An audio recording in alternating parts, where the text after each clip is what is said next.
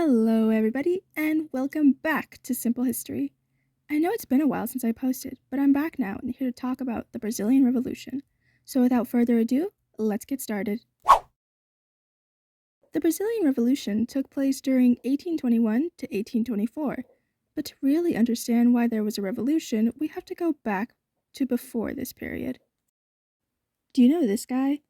This weird random dude who looks super familiar somehow? Well, if you don't, this is Napoleon. You might remember him from your world history class when he took over most of the world.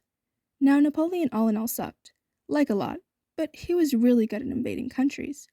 So very quickly, he came into power in a lot of regions. Now, this dude would end up largely affecting a bunch of ruling European countries, such as Portugal, which was the ruling country of Brazil. Now, because Napoleon had his sights set on taking over Portugal, the Portuguese monarchy escaped to one of their better off colonies, which would be Brazil, until they could go back home. Now that we got that out of the way, let's talk about the Portuguese in Brazil. You see, the Portuguese royalty weren't huge fans of staying in Brazil, mostly because it didn't have the same luxuries that they had in Portugal. They were extremely antsy to get back home, but they just figured they'd make the best out of what they got. Since they were living in Brazil, they had a very tight grip on the country, which helped to keep talk of revolution away for a time, but it wouldn't stay like that forever. Once John VI of Portugal came into power, the Portuguese rule of Brazil had started to crumble. Due to the growing number of revolutions in neighboring Spanish colonies, many Brazilians grew more and more distasteful of Portuguese rule, and they wanted to have their own independence. Eager to finally go back home after Napoleon's fall in 1815, but needing someone to take care of Brazil, John VI of Portugal made his son Pedro I of Brazil regent over the country. Brazil was really not for Portuguese rule, and Pedro couldn't do much about the growing hatred toward the Portuguese.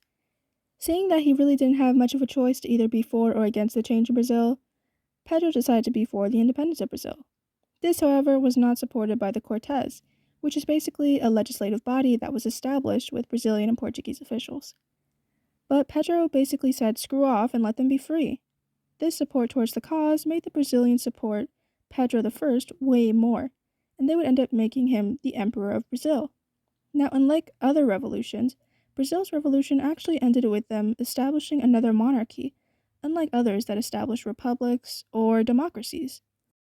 Now, if I wanted to, I could just end the video here and tell you guys goodbye and to like and subscribe or whatever.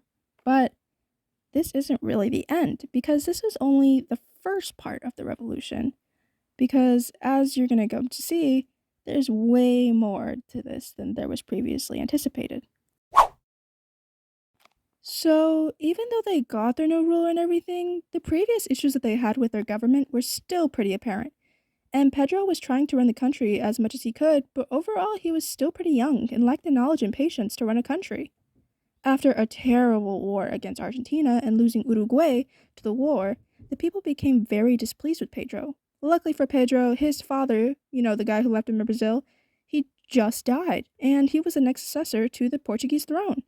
Pedro I was super stoked and decided to resign his role as emperor in 1831, and he put his 5-year-old, let me repeat this, his 5-year-old son into power.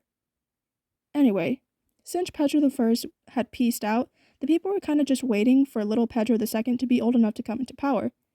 Until then, they made this priest, honestly pretty random political figure, Diogo Antonio Fierro, into a regent until Pedro I was finally crowned King of Brazil in 1840.